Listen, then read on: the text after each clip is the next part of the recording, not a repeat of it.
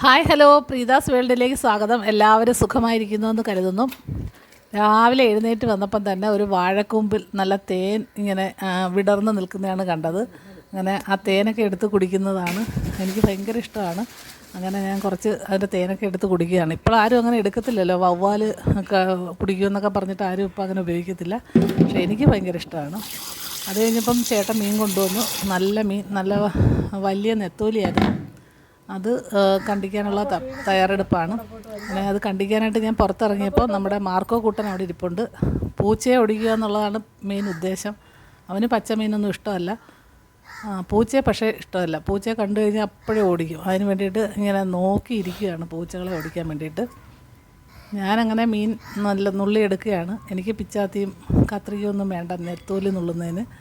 അതിൻ്റെ തലയും വാലുമൊക്കെ ഞാൻ കൈവച്ച് തന്നെ നുള്ളി എടുക്കും. പിന്നെ അതിൻ്റെ നടുക്കത്തെ മുള്ളെടുക്കുന്ന ഒരു പതിവ് ഉണ്ടായിരുന്നു പണ്ട് ഇവിടെ.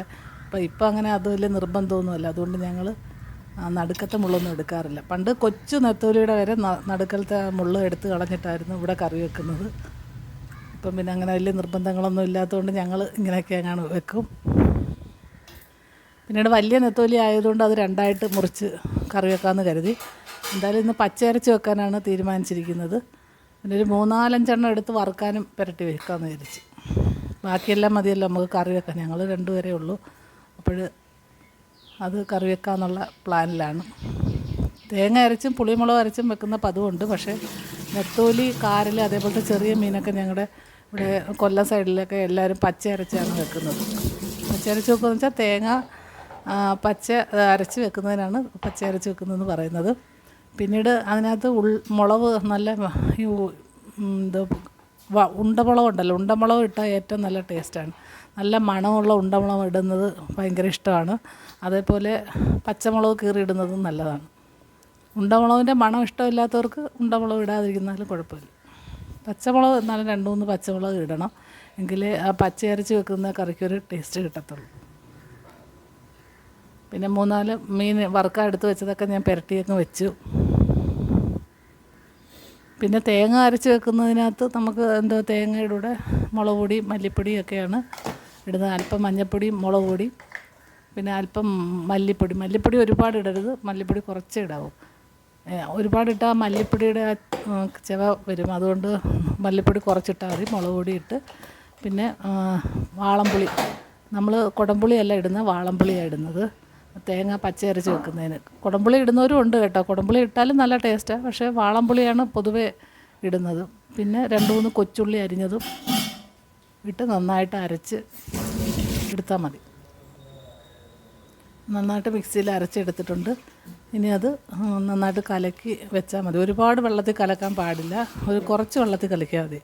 ഒരുപാട് ഇപ്പം നെത്തോലിക്ക് ഒരുപാട് വേവൊന്നും ഇല്ലല്ലോ, അന്നേരം ഒരുപാട് വെള്ളത്തിലിട്ട് കലക്കണ്ട, ചെറുതായിട്ടൊന്ന് കലക്കി എടുത്താൽ മതി.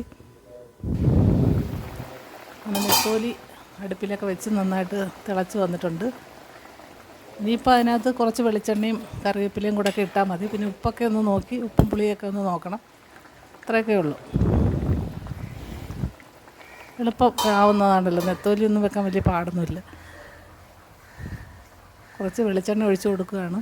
പിന്നെ കുറച്ച് കരിവേപ്പിലയും കൂടി ഇട്ട് നന്നായിട്ട് അടച്ച് വെച്ച് ഒന്നും കൂടെ ഒന്ന് വെള്ളമൊക്കെ ഒന്ന് പറ്റിയെടുക്കണം. പിന്നെ ഒഴിച്ചു കൂട്ടാനായിട്ട് തക്കാളി പുളിയാണ് വെച്ചത്. തക്കാളി ഇങ്ങനെ പച്ചമുളകും മഞ്ഞൾപ്പൊടി ഇട്ട് നന്നായിട്ട് വേവിച്ചിട്ട് അതിനകത്ത് പുളിശ്ശേരിക്ക് അരയ്ക്കുന്ന കണക്ക് അരച്ച് ചേർത്തിട്ടുണ്ട്. അതാണ് തക്കാളിപ്പുളി. പിന്നീട് ഇനി ഒരു കറിയും കൂടെ വേണമല്ലോ. അതിന് വേണ്ടിയിട്ട് ഇങ്ങനെ നോക്കിയപ്പോൾ നമ്മുടെ ഗാർഡനിൽ കുറച്ച് വഴുതനങ്ങ കുറച്ച് ദിവസമായിട്ട് പറിച്ചതെല്ലാം കൂടെ ഇരിപ്പുണ്ട്. പിന്നെ 2-3 അതിൽ നിൽപ്പുണ്ടായിരുന്നു, അതും പറിച്ചു.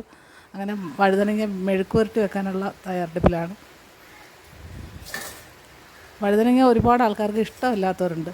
ചിലർക്കൊക്കെ കൊടുക്കുമ്പോൾ വഴുതനങ്ങ ഇഷ്ടമല്ല, സാമ്പാർ മാത്രമേ ഇടാറുള്ളൂ, വഴുതനങ്ങ മെഴുക്ക് പുരട്ടി ഒന്നും വെച്ചാൽ വീട്ടിലാരും കൂട്ടത്തില്ലെന്നൊക്കെയാണ് പറയുന്നത്. പക്ഷെ ഇവിടെ ഞങ്ങളൊക്കെ കൂട്ടും. ഇവിടുത്തെ പിള്ളേരും ഞങ്ങളും ഒക്കെ എല്ലാ പച്ചക്കറിയും കഴിക്കും. അങ്ങനെ വഴുതനങ്ങ മെഴുക്ക് പുരട്ടി വെക്കുകയാണ്. ഇത് ഇപ്പോൾ പച്ചമുളക് കീറിയിട്ട് മഞ്ഞൾപ്പൊടി ഉപ്പിട്ട് വെക്കുന്ന പതിവുണ്ട്. അല്ലെങ്കിൽ മുളക് പൊടിയും മഞ്ഞൾപ്പൊടിയും എല്ലാം കൂടി ഇട്ട് ഒന്ന് ഇളക്കി വെക്കുന്ന പതിവുണ്ട്. അല്ലെങ്കിൽ നമുക്ക് കറി വെക്കാം, പച്ച അരച്ച് കറി വെക്കും വഴുതനങ്ങ. അങ്ങനെയൊക്കെ പല രീതിയിലും വയ്ക്കാം. ഇന്നിപ്പോൾ ഞാൻ മെഴുക്ക് പുരട്ടി വെക്കുകയാണ്. ഇവിടെ ചേട്ടനൊക്കെ ഭയങ്കര ഇഷ്ടമാണ് വഴുതനങ്ങ മെഴുക്കുവരട്ടി. അത് ഒരുപാട് നമ്മളിങ്ങനെ കുഴയാതെ എടുക്കണമെന്നേ ഉള്ളൂ, വെള്ളമൊന്നും ചേർക്കരുത്. ഇപ്പം മുളക് പൊടിയും ഉപ്പും മഞ്ഞൾപ്പൊടിയും കുരുമുളക് പൊടിയും കൂടി ഇട്ട് കൈ വെച്ച് നന്നായിട്ടൊന്ന് ഞെരടിയിട്ട് പിന്നെ നമുക്ക് പാൻ നന്നായിട്ട്, ഇതിപ്പം അരിഞ്ഞിടുന്നത് വെള്ളത്തിൽ വേണം അരിഞ്ഞിടാൻ, എന്നാലേ കറ പോകത്തുള്ളൂ. അത് കഴിഞ്ഞ് നമ്മളിങ്ങനെ ഊറ്റി കഴുകി എടുത്തതിന് ശേഷം ഇതേപോലെ മഞ്ഞൾപ്പൊടിയും മുളക് പൊടിയും ഉപ്പുപൊടിയും കൂടി ഇട്ടിട്ട് പാനിൽ കുറച്ച് വെളിച്ചെണ്ണ ഒഴിച്ച് അത് വെളിച്ചെണ്ണ നന്നായിട്ട് ചൂടായി വരുമ്പോൾ ഇതുപോലെ ഇട്ട് കൊടുക്കണം. ഇനി ഇതിൽ വെള്ളമൊന്നും ഒഴിക്കരുത്. ഇതിന് ഈ വഴുതനങ്ങ തന്നെ ഒരു വെള്ളം ഇറങ്ങും, ആ വെള്ളം മാത്രം അതിൽ കിടന്ന് വേവണം. ഒരു 5 മിനിറ്റ് ഒന്ന് അടച്ച് വെച്ച് തീ ഒന്ന് കുറച്ച് വെച്ചിരുന്നാൽ മതി. അപ്പോൾ നല്ലതായിട്ട് അത് തോന്ന് കിട്ടും. ആ സമയം കൊണ്ട് എൻ്റെ നെത്തോലി വറുക്കാനിരുന്നതും കൂടെ ഞാനങ്ങ് ഇട്ട് വറുക്കാമെന്ന് വിചാരിച്ചു. അങ്ങനെ ഇന്ന് ഉച്ചയ്ക്ക് തക്കാളി പുളിശ്ശേരി, വഴുതനങ്ങ മെഴുക്കുവരട്ടി, അത് കഴിഞ്ഞ് നെത്തോലി വറുത്തത്, നെത്തോലി കറി, ഇതൊക്കെയാണ് ഇന്നത്തെ കറികൾ. അതൊക്കെ കൂട്ടി ഞാൻ വിശാലമായിട്ട് ഉച്ചയ്ക്ക് ചോറുണ്ണാണ്. ഞങ്ങൾ 2 പേരും ഉണ്ട്. പക്ഷേ എന്നെ മാത്രമേ കാണിക്കാൻ പറ്റുള്ളൂ. ചേട്ടനെ കാണിച്ചാൽ വഴക്ക് പറയുന്നതുകൊണ്ട് ഞാൻ കാണിച്ചില്ല. എന്നെ മാത്രം കാണിച്ച് നിങ്ങൾ ബോറടിക്കുമായിരിക്കുമല്ലോ. സാരമില്ല, ഞാനങ്ങനെ ചോറൊക്കെ ഉണ്ണുകയാണ് വിശാലമായിട്ട്. നിങ്ങളും എല്ലാവരും ഉച്ചയ്ക്ക് നന്നായിട്ട് ചോറൊക്കെ ഉണ്ട് സന്തോഷത്തോടെ ഇരിക്കുകയെന്ന് കരുതുന്നു. ഇത്രയൊക്കെയുള്ളൂ ഇന്നത്തെ വിശേഷങ്ങൾ. നാളെ മറ്റൊരു വിശേഷമായി നാളെ കാണാം. അതുപോലെ മഴയൊക്കെ പെയ്തോ? ഇവിടെ നല്ലതായിട്ട് ഇന്നൊന്ന് മഴ പെയ്തിട്ടുണ്ട്. തൽക്കാലം നിർത്തുന്നു. ബൈ.